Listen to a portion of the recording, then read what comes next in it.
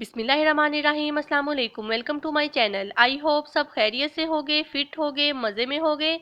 आज हम बहुत ही मज़ेदार क्रिस्पी क्रंची और करारे पकोड़े बना रहे हैं।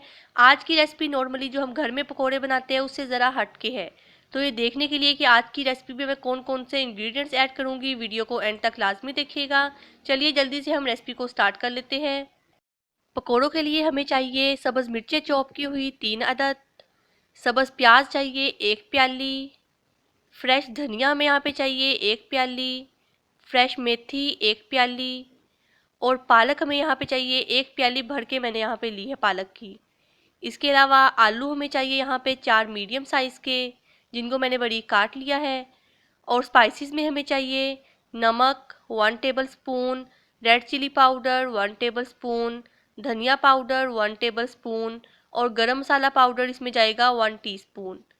और यहाँ पे मैं बेसन ले रही हूँ 2 प्याली। जी तो यहाँ पे सबसे पहले हमने बेसन ले लिया है 2 प्याली। अब हम इसमें ऐड कर देंगे तमाम ड्राई इंग्रेडिएंट्स, जिसमें शामिल है नमक, रेड चिली पाउडर, धनिया पाउडर और गरम मसाला। तमाम ड्राई इंग्रेडिएंट्स को हम अच्छे से मिक्स कर लेंगे। हमेशा जब भी आप पकोड़े बनाने लगे तो सबसे पहले जो ड्राई इंग्रेडिएंट्स होते हैं उनको अच्छी तरह से मिक्स कर ले, फिर आप उसमें बाकी के इंग्रेडिएंट्स ऐड करें। यहाँ पे बेसन में तमाम ड्राई इंग्रेडिएंट्स मिक्स कर लिए हैं। अब मैं इसमें शामिल कर दूंगी सब्ज़ मिर्चें चॉप की हुई 3 अदद और इसमें जाएगा सब्ज़ प्याज यानी कि स्प्रिंग अनियन 1 प्याली। अब मैं ऐड करूँगी मेथी 1 प्याली और पालक इसमें जाएगी 1 प्याली। पालक जो है वो मैंने 1 प्याली भर के ली है, यानी कि तकरीबन 1.5 प्याली के इक्वल है ये। और सबसे लास्ट पे मैं इसमें ऐड कर दूंगी फ्रेश धनिया यानी कि सब्ज़ धनिया 1 प्याली। इन तमाम चीज़ों को पहले आप अच्छी तरह से मिक्स कर लें। यहाँ मैं इसमें थोड़ा सा पानी ऐड करूँगी और इसको अच्छी तरह से मिक्स कर लूँगी।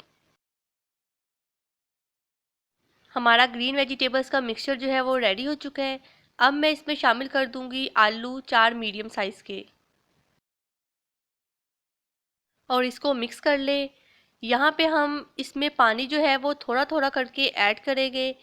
एकदम से ही आपने सारा पानी इसमें ऐड नहीं कर देना, थोड़ा थोड़ा करके इसमें पानी शामिल करते जाए और इसको मिक्स करते जाएं।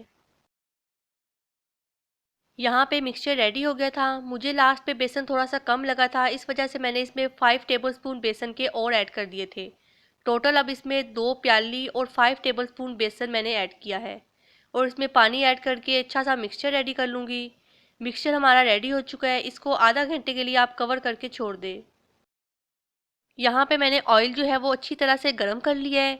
हमेशा आप पकोड़े जब भी बनाएं तो पहले ऑयल जो है वो अच्छी तरह से गर्म करें, फिर इसमें पकोड़ों का मिक्सचर डालते जाए और उसको फ्राई करते जाए।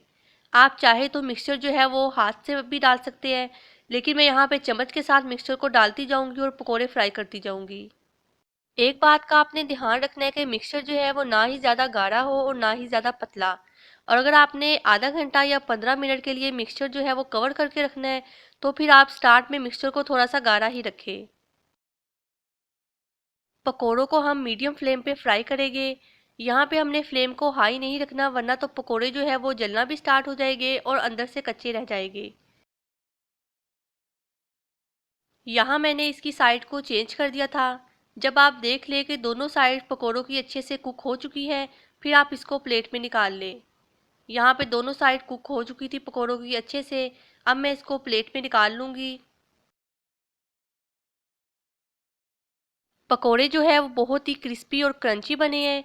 इसी तरह जो बाकी का पकोड़ों का मिक्सचर है वो भी मैं ऑयल में डालती जाऊँगी और पकोड़ों को हम फ्राई करते जाएंगे। चले जी, यहाँ पे जो बाकी के पकोड़े थे वो भी मैंने फ्राई कर लिए हैं और इसको प्लेट में निकाल लूँगी। अब मैं आपको इसकी फाइनल लुक दिखाती हूँ। यहाँ मैंने पकोड़ों को डिश आउट कर लिया है। आप देख सकते हैं कि हमारे बहुत ही मज़ेदार क्रिस्पी क्रंची और करारे आलू पालक मेथी के पकोड़े रेडी हो चुके हैं, जिसको मैं सर्व करूँगी दही के रायते और केचप के साथ। बहुत ही मज़ेदार और क्रिस्पी पकोड़े बनते हैं। आप इस रेसिपी को घर पे लाजमी ट्राई करिएगा और मुझे कमेंट सेक्शन में बताना मत भूलिएगा कि आपको आज की मेरी ये रेसिपी कैसी लगी। और अगर आपको मेरी वीडियोस अच्छी लगती हैं तो इन्हें लाइक करें, अपने फ्रेंड्स और फैमिली के साथ शेयर करना मत भूलिएगा। और अगर आप मेरे चैनल पर नए हैं तो अभी मेरे चैनल को सब्सक्राइब करें, बेल आइकन को प्रेस करना मत भूलिएगा ताकि हर नई आने वाली वीडियोस का नोटिफिकेशन आपको मिलता रहे। नेक्स्ट वीडियो तक के लिए अल्लाह हाफिज़।